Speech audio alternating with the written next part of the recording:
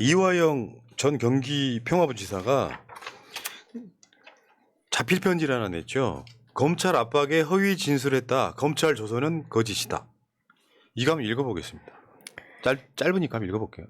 저 이화영이 이재명 대표와 관련하여 검찰에서 진술한 검찰 신문 조서는 임의성이 없는 상태에서 진술한 것으로 사실이 아닙니다. 거듭 밝히거니와 이화영과 경기도는 쌍방울의 김성태 등에게 스마트팜 비용뿐만 아니라 이재명 지사의 방북 비용을 요청한 것이 결코 없습니다. 따라서 이화영은 당시 이재명 지사에게 이와 관련된 어떠한 보고도 한 적이 없으며 김성태와 전화 연결을 해준 사실도 없습니다. 이화영은 김성태의 체포 이후 같은 사안에 대해 8개월 이상 검찰로부터 집요한 수사를 받았으며 이 과정에서 이재명 대표의 혐의를 인정하라는 집요한 압박을 받았습니다. 마치 이재명 피의자의 참고인 신분과 같은 수사를 받았습니다. 이화영은 검찰로부터 별건 수사를 통한 추가 구속 기소 등 지속적 압박을 받으면서 이재명 지사가 관련된 것처럼 일부 허위 진술을 하였습니다. 이는 양심에 어긋난 행위로서 진심으로 후회하고 있습니다. 또한 이 과정에서 재판이 지연된 점에 대해 재판부에 사과드립니다. 앞으로 재판에 성실하게 임하겠습니다. 2023년 9월 7일 피고인 이화영. 여기서 핵심은요. 이화영과 경기도는 쌍방울의 방북 비용을 요청한 적이 없다. 이건 뭐였냐면은 이화영 부지사가 거의 막 10개월 가까이 독방에 갇혀가지고 막 몸은 아프지 완전히 혼이 나가 버렸다는 거잖아요. 이화영 부지사의 사생활 털었던 걸로 저는 대충 들었고요. 견디기 힘들 정도의 상황을 만들어 놓고 이화영 부지사가 전에 했던 이야기는 뭐냐면 방북 비용을 대납한 거를 이재명 도지사한테 보고했다라고 말이 바뀌었던 거거든요. 근데 그런 적 없다고. 이건 뭐 진술이 번복됐다 이런 게 아니라 맥락을 보면 이해가 돼요. 뭐냐. 검찰의 지속적인 압박으로 허위 진술했다. 근데 이렇게 되니까 검찰에서 멘붕이 와버린 사건입니다, 이게. 왜냐하면 검찰에서 조서를 꾸미잖아요. 정변이 설명을 해주겠지만 피의자 신문조서라고 피신조서라고 부르죠. 근데 문재인 정부 때 법이 바뀌었어요. 그렇죠.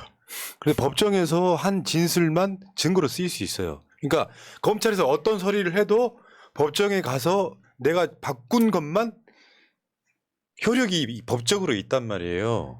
근데 이게 이 시점이 이재명 대표가 검찰이 출석하기 직전이잖아. 이 건으로 부르는 거잖아요, 지금. 검찰 어떨 거냐? 준비가 아직 안 된 거 맞네. 근데 천하의 그냥 인간 백정 같은 놈들인 거죠, 그게. 저는 이재명 대표님 검찰 출석하고도 좀 맞물리는데요. 저는 이거 보면서 무슨 생각을 했냐면요. 전현희 위원장님이 공수처 출동시킨 생각이 먼저 나더라고요. 왜냐하면 이거 공수처감이거든요. 이거 그 피의자들 겁박하거나 아니면 임의성이 없는 진술을 이끌어서 허위의 진술 유도하게 했다. 그러면 모해 위증 교사죄가 될 수 있을 거고 거기에 따라 증거도 조작한 거고 그러면 이거는 직권남용이나 이런 저런 거 하면 제가 봤을 때는 이것도 충분히 공수처가 출동할 수 있는 사건으로. 그러니까 감사원 사건을 10개월 준비했다는 건 뭐냐면 워낙 조직이 작아. 그러니까 거기 있는 그렇죠. 공수처 검사들 총 긁어 모아서 딱 그것만 한 거죠. 10개월 동안.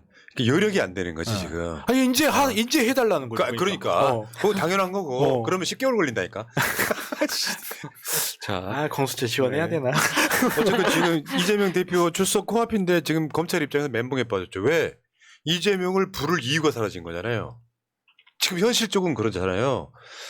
이화영이 진술을 한 번 더 번복해가지고 이재명 경기도지사한테 보고했다는 이야기 한 건을 가져와서 당신의 책임이 있으니까 말하자면 뭐 방북 비용을 쌍방울이 대납했다 같은 게 거짓이라는 거죠. 이재명은 몰랐다는 거잖아요. 요청한 적도 없고. 근데 진술이 번복됐는데 이재명 대표 나가는 건 웃기잖아. 왜냐하면 증거가 딱 이화영의 진술밖에 없는데 그렇죠. 북한 압색을 한 것도 아니고 딱 이 상황인 거예요. 그러니까 왜 부르냐고. 무엇보다 돈이 나온 게 아닌데. 그리고 김성태는 이재명 대표랑 전혀 연관성이 없는데 그 매개가 이화영이란 말이에요. 이화영의 입장이 이 진술 번복이란 말은 너무 좀 부정적인 표현이긴 한데 원위치 돌아온 거예요. 원래 이 주장을 그렇죠. 했었다가 네. 나중에 입장이 바뀌었던 거니까 그게 진술 번복이었던 거예요. 원위치가 된 건데 그러면 이재명 대표를 불러서 물어볼 말이 없는 거예요. 그런데 구속영장 칠 수 있겠습니까? 어떻게 하는지 한번 봅시다.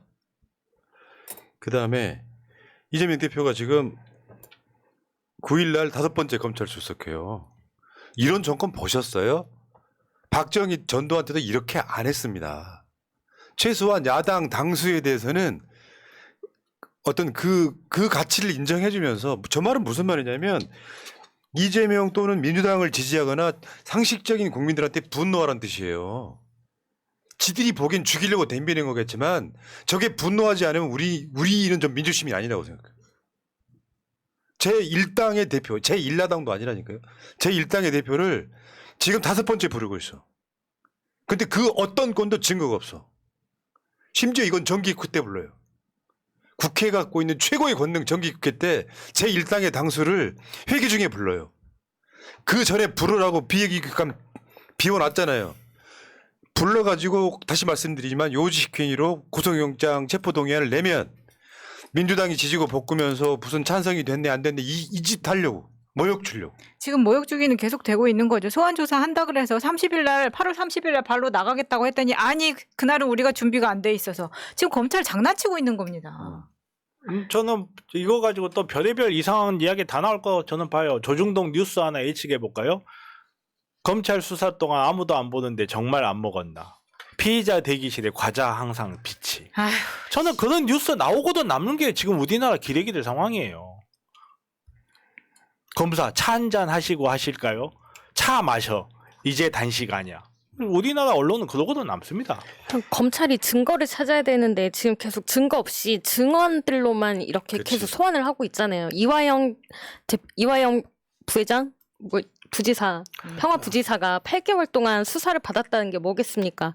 8개월 동안 계속 같은 것만 질문한 거 아닙니까? 물어보고 또 물어보고 그 과정에서 지치고 그럴 때 회유하고 그래서 증언이 바뀌면 그때서야 또 이재명 대표를 소환하고 이게 지금 그대로 놔둬야 되겠습니까? 언제까지? 그러니까 저 언론들이라는 게 정말 이 새끼들은 시간 지나면 싹 쓸어버려야 된다고 느끼는 게 이제 저 송영길 대표 관련한 돈봉투 뭐 어쩌고저쩌고 하는 그 재판에 나온 얘기 그거잖아요. 송영길을 올가면은 뭐 예를 들면 유력 정치인도 아니야. 이를테면 그 정치권 언저리에 있는 사람 중에 하나야.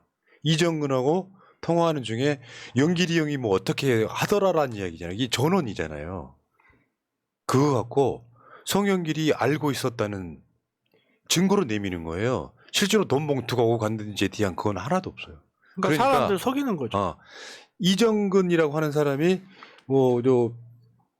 사실상 정치권에서는 뭐 민주당의 사무부총장 뭐 해갖고 한 3부총장 이런 정도는 지낸 적이 있는데 그 사람들 핸드폰 안에 들어있는 통화 녹음에 그 모든 것을 진실로 상정을 하고 민주당을 치는 거예요. 말이 됩니까?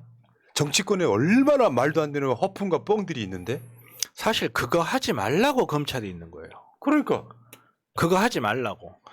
뭐 범죄에 혐의가 있다고 해서 그때마다 국민들을 올가매고 무슨 소문 하나 났다고 해서 마녀사냥하고 하면 그 사회가 망하니까. 그러게 하지 말라고 경찰만 있어도 충분한 것을 굳이 검찰이라는 걸 만들고 검사라는 직업을 만들어서 인권을 보호하라고 했더니 인권 보호는커녕. 자, 진짜 대단하지 않습니까? 대가리가 단단해 이 새끼들아. 니들 봐봐봐. 정권 바뀌면은 수사권 완전 뺏어야 돼. 그리고 여러 군데 나누죠. 수사권을 공수처, 여러 군데 나눠줘야죠. 경찰, 새날에서 좀 나누죠. 아, 좀 좋아요. 마차를 우리 수사 단장으로 임명해가지고. 안 돼요. 그건 안 됩니다. 학살이 일어날지도 몰라.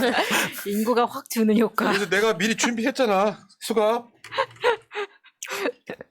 차라리 그 수사권 나한테 줘. 내가 누구 제대로 한번 쳐보게.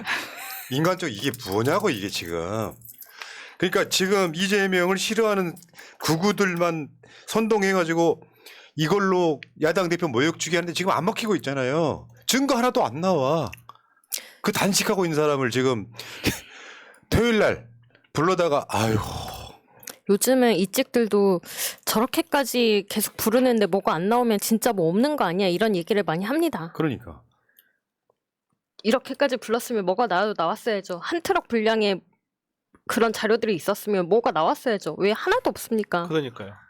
그럼 계속 나오는 거는 검찰의 압박으로 진술이 이렇게 됐다라는 진술서만 지금 몇 번이 나왔는데도 불구하고 이거는 개혁의 대상이 아니라 이제는 해체의 대상인 거예요. 그래서 그러니까 우리가 법 공부를 따로 하지 않은 사람도 아는 기본적인 상식이 있잖아요.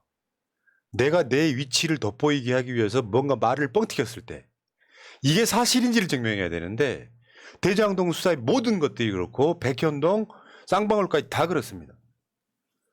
그런 식의 이재명의 이름을 판 사람의 말은 진실이어야 되고 그러면 그게 진실인지 아닌지를 뭐 돈 봉투를 진짜로 뭔가 받았는지 안 받았는지를 증명해내야 되잖아요. 없어. 엄청나게 무능한 거지. 무능한 건지 사악한 건지 모르겠지만 여기까지 하겠습니다. 이 이야기는 여러분 이재명 대표와 꼭 함께 해주셔야 돼요. 집회든 어디든 간에. 자, 부부 걸림 스토니님, 불사님 맞나요? 내가 네, 잘못 썼나? 불사님. 불사님, 그다음에 박미선님, 유지영님, 정의정님 모두 감사드리겠습니다.